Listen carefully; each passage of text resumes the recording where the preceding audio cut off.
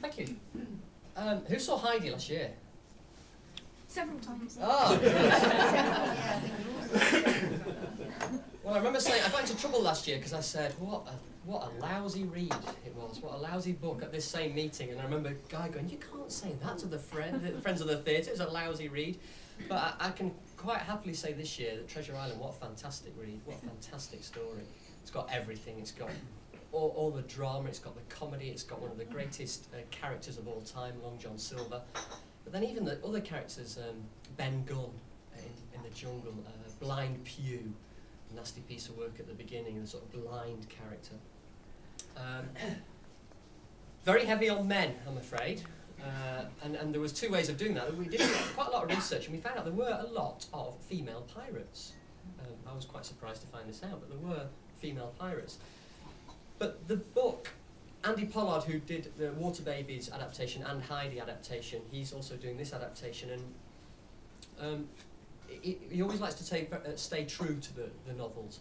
And so we've stayed true in a way that it is a very male book. It is about a young boy's journey into adulthood, and he is surrounded by men, and it starts with the death of his father, which is a massive thing in anybody's life, but particularly when you're a young man. But we did find a character. We found his mother.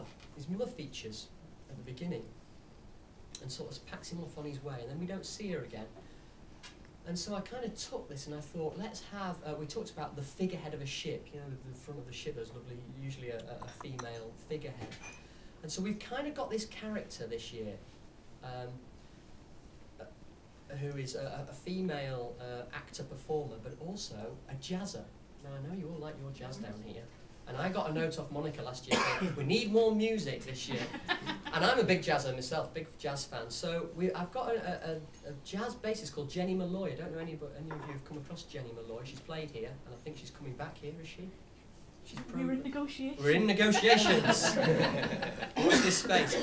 So this year I've got this jazz bassist to play, and we've done a few little exercises with this, sort of underscoring the whole show. So the scenes have kind of got this double bass underneath some of the scenes, and it's working a treat. It's really exciting. This when you get a what we call a two-hander scene, where perhaps Long John Silver and Jim are having a discussion, perhaps on the ship, it's now a three-hander because you've got this double bass in the background, like underscoring it, playing along, and heightening moments, and making moments more moving or making moments more tense. So no goats this year, but we have got jazz double bass. That's it. Puppets. We had the puppet last year. Everyone remember the Clara puppet in the wheelchair? We've got Lee on board again, Lee Threadgold, who we're going to create. I won't give them all away, but some of those wonderful characters I talked about, we're going to create those in a very similar way.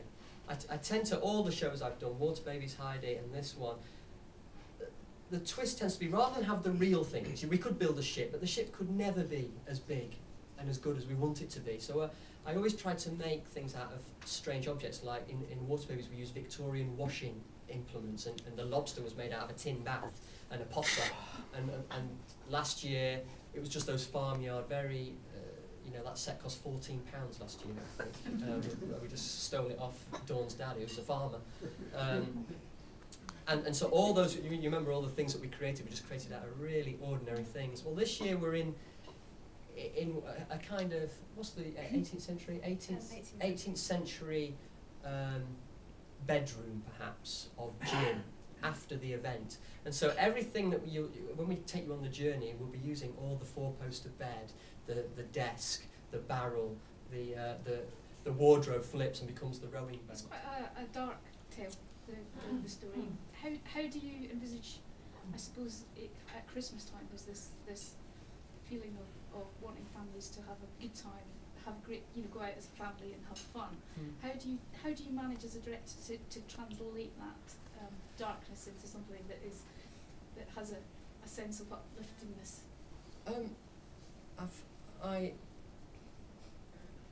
This is one of the most common questions, most common things that we came up against. With Water Babies, we came up with it a lot. It's a very dark story.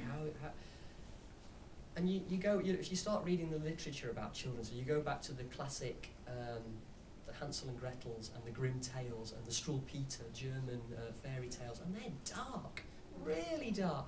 I read one recently, a Struwwelpeter one, where the princess is sort of kidnapped, and the maid takes her place, marries the prince, gets away, gets all the money, gets the land, has a wonderful time. Is then caught out. They stick her in a barrel, put nails in hammer nails into the barrel, and roll her down the street. And that, in the Victorian times, they cut that bit out. She just gets a slap wrist in the Victorian version. But no, that's what. And kids need to assimilate. They need to take on board this stuff. And so we shouldn't be too afraid of the dark. It has to be thrilling. It has to be entertaining. It has to be uplifting as well. You mentioned in your opening speech about this is a big risk for this theatre, taking a show for 3 weeks. But theatre is about taking risks. Go down to if you want to go to the panto, that's fine. That's a different thing. Go and see the panto, and that has its place, and it's got slapstick, and you'll have a giggle. We're doing something different. We're taking a risk, but it's about being, once you're in there and the lights go down, you get transported to the world. It's thrilling. It's exciting. But we shouldn't be too afraid of the dark. Dark's okay. It's not such a. We need a bit of dark to know what the light is, so that we come out into this lovely foyer and we walk out into the car park and we go, oh, actually, it isn't as bad as that. Yeah. Adults get very protective of children, and I really wish they wouldn't too much particularly over theatre. There's a place for it, but within that there's the puppet parrot. There's a lot of comedy. There's a lot of comedy in Long John Silver. He's a lovely character that twists and turns, and we love watching that. This squire and the doctor, we've got a lovely relationship. There's a lot of comedy there. The music brings a lot of comedy, and putting this double bass under a scene can lift it into a very comic episode. So, there is lightness and comedy in there, but I'll be honest, I'm not shying away from the dark elements, and they're in there, and they're gripping, and the kids will be gripped and thrilled. We've put a slightly older age on it, but that's a guideline. It's just a guideline. If you can handle it, and you've got my little 2-year-old comes. He's been to Heidi, he's been to Water Babies, he's sat through Water Babies twice.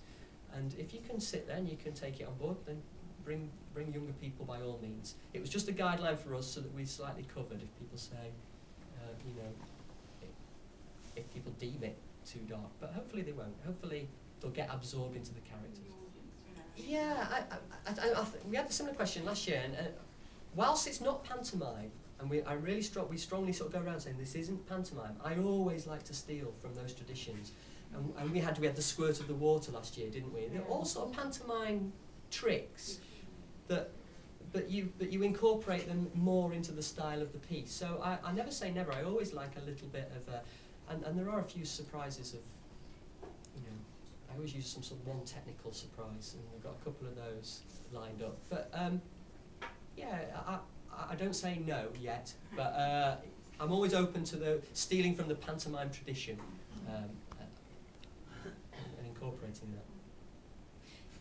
Can I just ask a question about the stable specifically, because it works on 3 sides our stage, and was that an interesting departure for you last year, or has that influenced your thinking on this year? Or? It really has influenced my thinking. I don't know how you feel about me admitting this, but you should feel good, because Heidi actually, because I didn't know the stables, because we came here for the first time, I actually knew the McCarthy in Scarborough. And I had that very much in mind when I rehearsed. And then when we came here, we had to get used to this space and realise how the 3 sides, and the size of the venue. This time, I've very much got the stables in mind as I rehearse it. And so when we are going to the McCarthy in Scarborough, but it will be sort of crammed onto there a little bit. I've gone for an extra person in the company. Because just to fill that, it's quite a big space down there here in the stables, and just to fill it a little bit more. And then the idea of this music, so a lot of things have been chosen with stables specifically in mind. And we're playing the Lawrence Batley in Huddersfield, which is very similar. It's not 3 sides, but the audience do wrap round the edges. So between that and here, I'm very much got this in mind a little bit more, and particularly because I know the space now. I saw all the shows here last year, and I think I know how to direct for here specifically.